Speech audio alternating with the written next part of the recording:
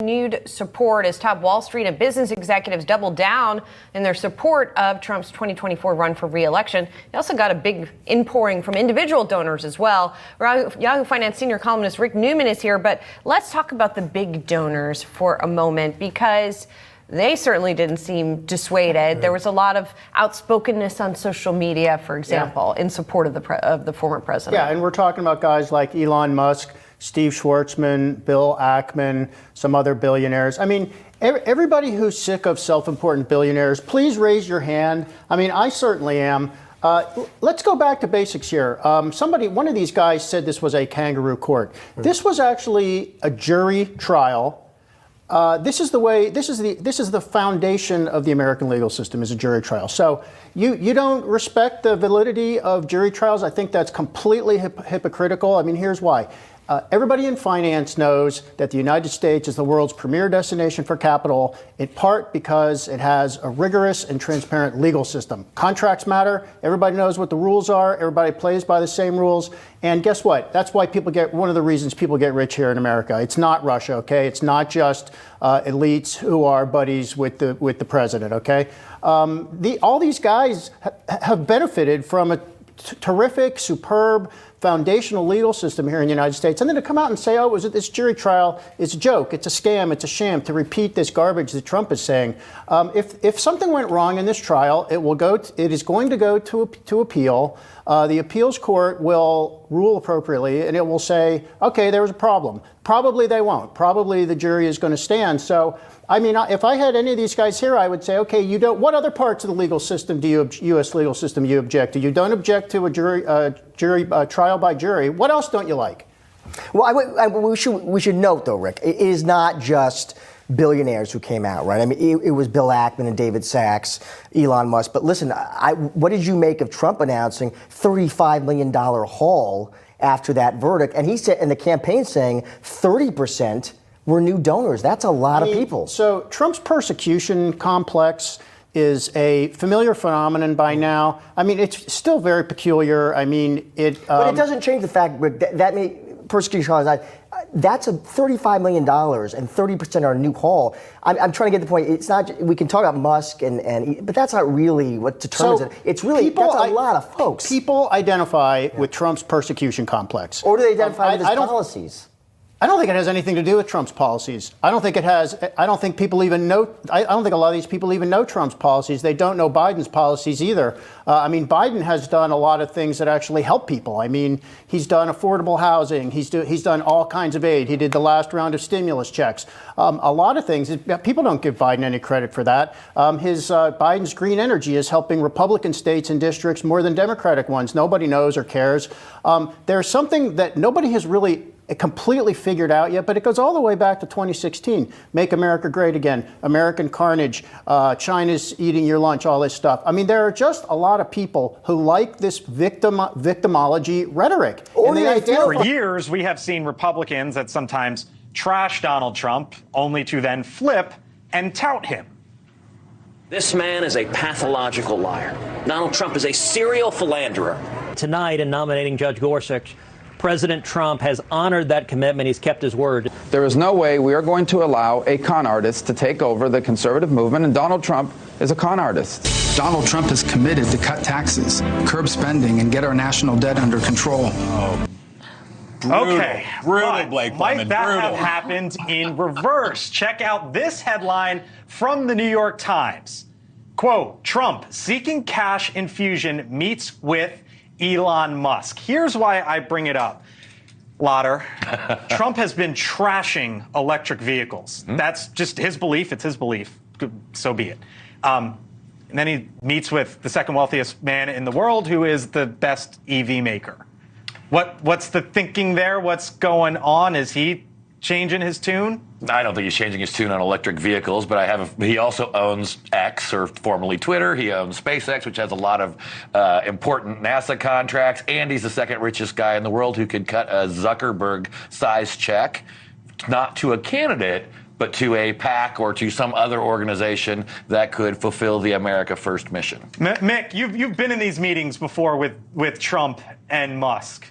What do you make of it? Because he's been going after EVs non-stop. And when I saw that headline, I thought, wait a minute, is he now actually trying to make things all good with someone else? Listen, I don't know what they talked about today. I can assure you of this. There was no written agenda for this meeting. Period. End of story. I mean, we talk about two people who could talk about literally anything. I think I've sat in on 2 or 3 of these things, and it's just like watching the circus. It was fascinating. Of course, Elon Musk, one of the very brightest people you're ever going to meet, but the dude is strange. There's no question about it. He did put out something on X this afternoon saying he was not going to give any money to a political candidate. Mark points out, this is not about money to candidates. This is about money to PACs. So that door seems like it might be open. So here's the post. Just to be super clear, I am not donating money to either candidate for U.S. President Elon Musk today. The key word there, Chris, is candidate. Candidate. And a potential tie-up between two guys you may have heard about, Elon Musk and Donald Trump. You heard us right. The Wall Street Journal reporting that if he wins, Donald Trump is considering some kind of advisory role for Elon Musk. Considering that Musk's influence runs from everything from electric cars to space to AI to X and now even your brain, this seems like, in the immortal words of Ron Burgundy, a pretty big deal. Let's bring in one of the reporters who broke the story. That is Wall Street Journal's Robbie Whelan. Robbie, thanks for joining us. A fascinating story. I think it was your most read on your website today, and it should have been. What can you tell us about what this alliance might look like? Thanks for having me, Brian. What I think is most interesting about this potential alliance is that it's not your typical billionaire backs presidential candidate and then sort of expects special treatment and favorable policies once that candidate wins. It really does seem as though Musk wants to kind of support Trump, but do it in a more indirect way.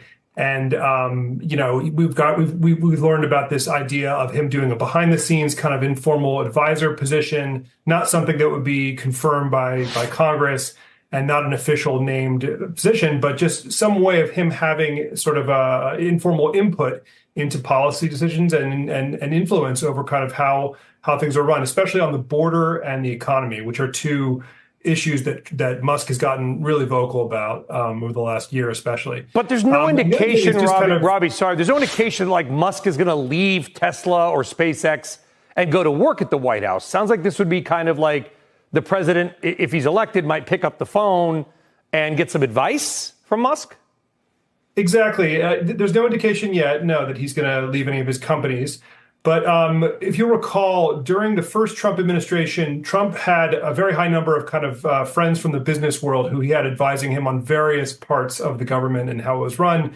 There was a trio of billionaires or members of the Mar-a-Lago Club down in Florida who were involved with making decisions about procurement and mental health initiatives at the VA.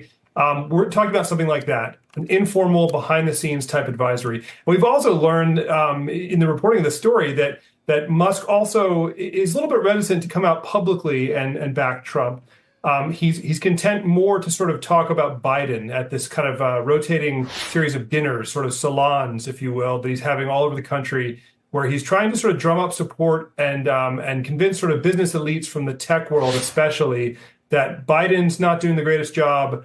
Maybe you should think about other options. All right, folks, buckle up, because today we're diving into a hypothetical scenario that's got everyone buzzing. Imagine a world where Elon Musk and Donald Trump join forces. Yeah, I know. It sounds like the plot of a futuristic political thriller. But let's break it down. First, let's talk about Elon Musk. The man is a visionary.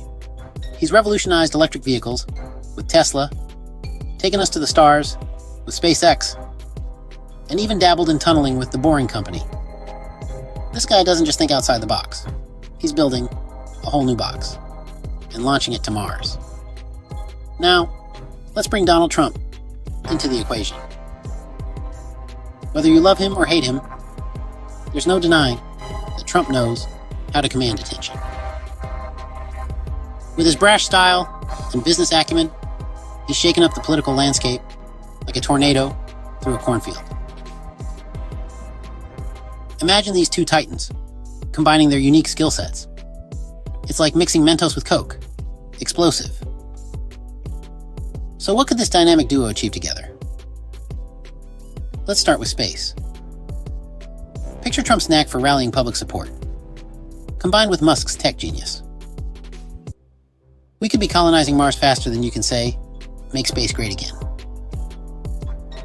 With Trump's persuasive speeches and Musk's engineering marvels, the final frontier might just become the next real estate boom. But it doesn't stop there. Musk's innovative approaches, like the Hyperloop, paired with Trump's big picture vision for America, could transform the nation's transportation system. High-speed travel between cities could become a reality, slashing commute times and boosting economic growth. And how about the energy sector? Musk's work with solar, energy, and battery technology could get a massive boost from Trump's policy influence. Together, they could push for national energy independence, reducing reliance on fossil fuels, and paving the way for a greener future.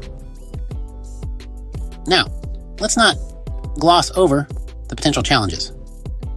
Both Musk and Trump have strong personalities and their fair share of controversies.